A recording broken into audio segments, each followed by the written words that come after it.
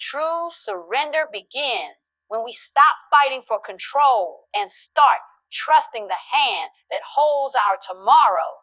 Beloved, there comes a moment in every believer's journey where the Holy Spirit brings us to the edge of ourselves, that sacred point where striving ends and surrender begins. We fight so hard, don't we? We fight to understand, to fix, to hold things together that were never ours to carry. We cling to our own plans as though we could outthink the one who spoke the stars into being. The Spirit of God whispers, "Child, will you let go now? Will you trust me with what you cannot see?" You see, surrender is not the absence of effort. It is the redirection of it. It's not sitting in passivity, but kneeling in trust. The Holy Spirit does not call us to give up our strength. He calls us to place it into His hand. For too long, we have mistaken control for safety, when in truth, control has been our greatest thief of peace. We wanted certainty, but He offers faith. We wanted understanding, but He offers relationship. We wanted outcomes, but He offers transformation. Sometimes God allows the walls we built to tremble, not because He wants to break us, but because He wants to free us. You may have prayed, "Lord, change my circumstances," but the Holy Spirit is saying, "No, let me change you in the midst of them." The Spirit's power does not always come to remove the fire. Sometimes it comes to make you flame resistant. Surrender means we no longer measure God's goodness by how easy life feels, but by how present He remains even when life hurts. Oh, my brothers and sisters, how often have we prayed for the Spirit to move, but refused to move when He began to stir? How often have we said, "Use me, Lord," but held back the parts of our lives we didn't want Him to touch? The pride, the resentment, the secret fears. Yet true surrender cannot coexist with self-protection. The Holy Spirit cannot fill what we still try to control. He waits for empty hands. He moves in yielded hearts. He is gentle, never forcing Himself upon us, but waiting for that whisper of honesty that says, "Oh, Lord, I am tired of pretending I can do this alone." Do you know what happens when a heart truly surrenders? Peace comes. Not the peace of answers, but the peace of presence. The weight that once crushed you begins to lift. Not because the situation changes, but because you are no longer carrying it by yourself. The Spirit takes what was yours to bear and replaces it with grace. The same grace that held Jesus steady in Gethsemane. The same strength that rolled away the stone. The same love that rebuilt Peter's heart after his denial. That grace meets you the moment you say, "Holy Spirit, I can't, but you can." And oh, how the Spirit begins to teach. Slowly, tenderly, through conviction and comfort, He begins to retrain the heart. He reminds you that control was never the goal. Communion was. He whispers that your life is safer in God's hands than in your own. He teaches you to rest, not because everything is perfect, but because you finally trust the one who is. Sometimes surrender feels like loss at first. It feels like giving up the pen of your story. But beloved, that's when the author steps in. That's when he begins to write chapters you could never imagine. Not with ink of comfort, but with the fire transfer. The Spirit will not only lead you through the valley, He will teach you to sing in it. Because surrender does not make the storm disappear. It invites the presence that calms it. Tonight, maybe the Holy Spirit is asking for something specific, a dream you've clung to, a bitterness you've nursed, a fear you've hidden. He's not asking to take it to punish you. He's asking because he wants to replace it with something holy. Will you trust him? Will you lay it down? Lift your hands, child of God. The battle is not yours to win. The burden is not yours to prove. The blessing is waiting in the relief. Let the tears fall if they must. They are not weakness, they are worship. The moment you surrender is the moment heaven breathes through you. The Holy Spirit is not looking for perfection. He is looking for permission. Let him in, and you will find that surrender is not the end of your strength. It is the beginning of his. When the Holy Spirit begins his work in a surrendered heart, he doesn't just rearrange the surface. He transforms the roots. He reaches into the deepest layers of our being, where our motives, appetites, and longings live. That's why true transformation cannot be achieved by willpower alone. You can discipline your habits, you can control your words, you can restrain your actions for a while.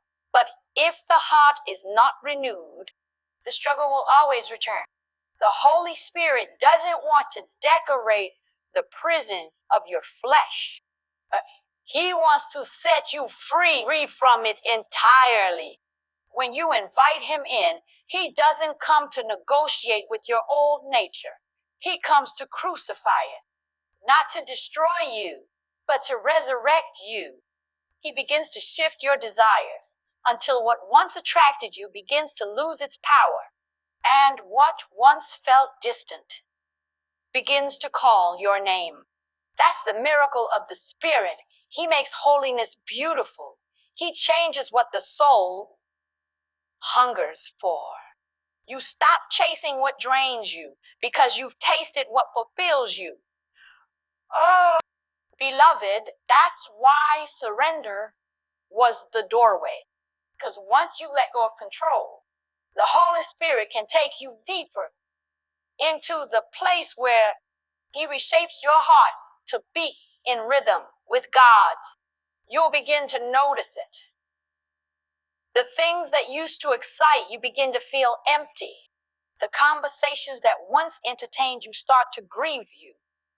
The desires that once ruled you no longer satisfy you. That's not guilt. That's growth. That's the Spirit saying, I'm calling you higher now. You see, the Spirit is not interested in modifying your behavior. He's interested in transforming your identity. Religion tells you to act right.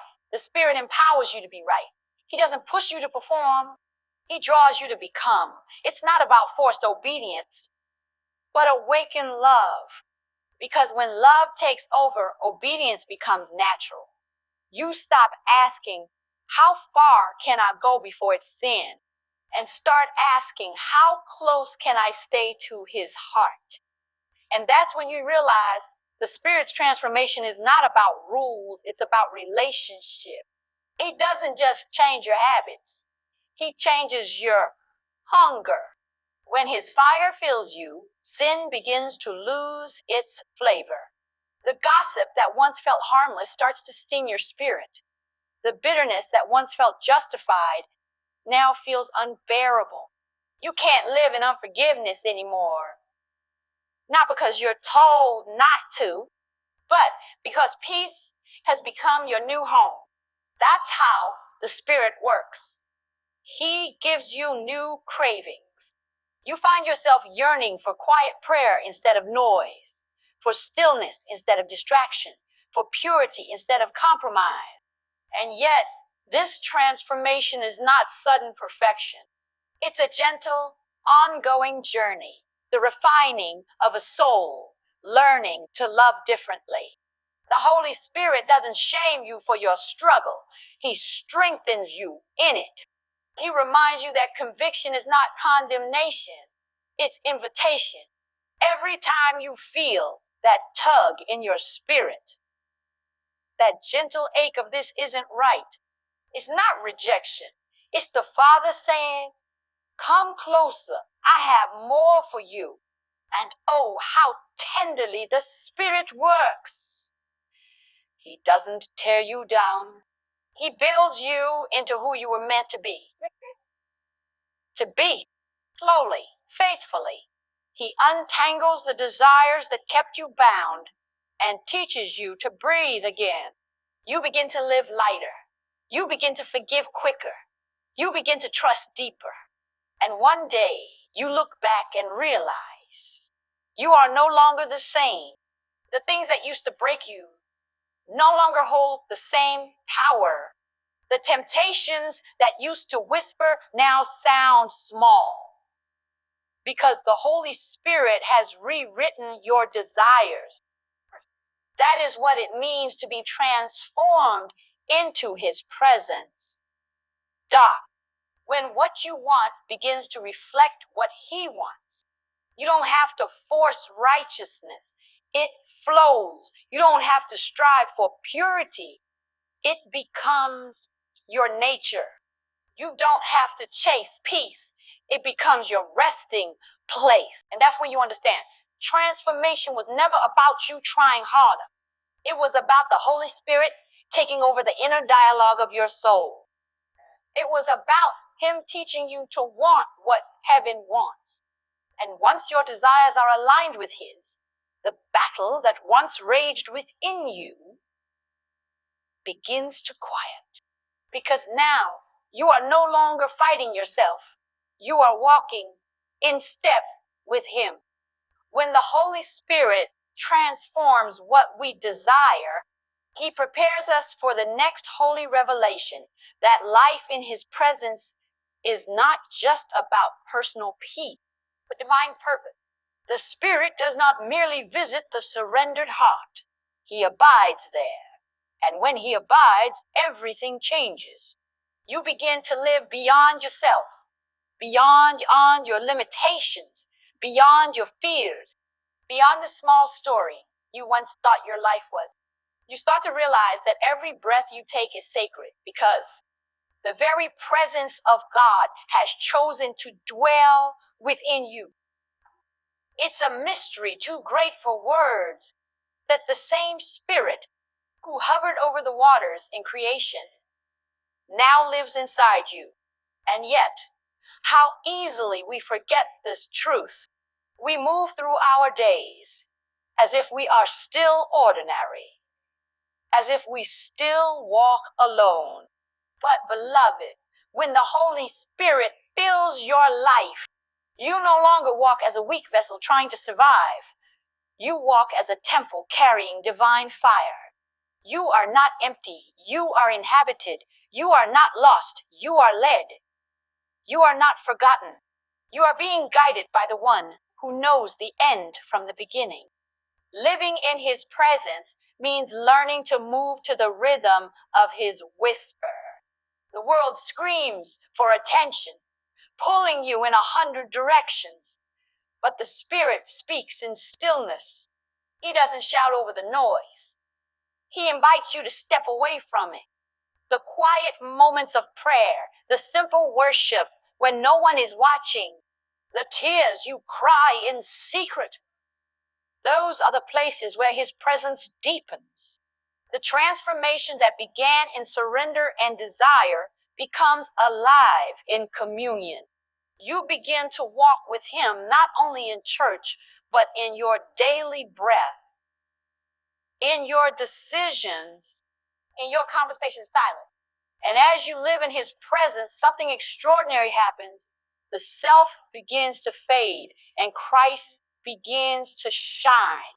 You find yourself reacting differently. Where anger once ruled, patience now flows. Where fear once paralyzed, courage begins to rise. Where despair once settled, hope begins to bloom again. That is not self-improvement. That is divine indwelling. The Spirit doesn't just give you strength. He becomes your strength. You are no longer trying to be holy. You are living from holiness itself because the Holy One abides in you. But understand this, living in the presence of the Spirit does not mean life will be free of storms. It means You will not be moved by them. When the winds of uncertainty blow, you will not crumble, because your foundation is not in what changes. It is in who remains. You will find peace in the middle of chaos, not because the world is gentle, but because his presence anchors you. You will find joy that makes no sense, a calm that others cannot explain. That's the mark of one who has been taught by the Spirit. A peace that surpasses understanding, a love that endures the breaking, a faith that shines even in the dark. And this is the wonder of living beyond yourself. You begin to see that your life is not about survival. It's about service. The Spirit doesn't dwell in you just to comfort you. He empowers you. His presence transforms you into a vessel of healing, compassion, and truth.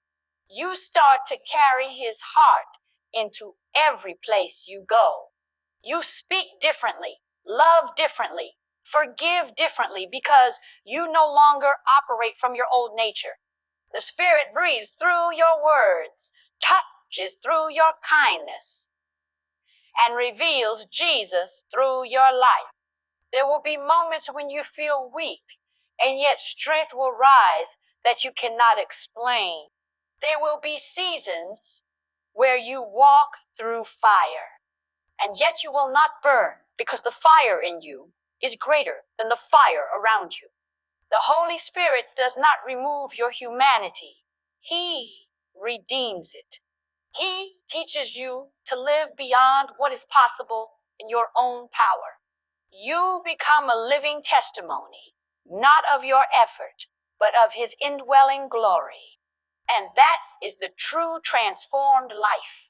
When you no longer live to prove, to perform, or to please, but to abide.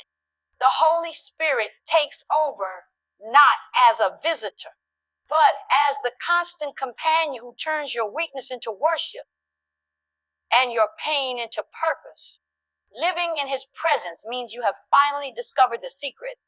The world cannot understand that the most powerful life is not the one lived in control, but the one lived completely yielded beyond yourself within him.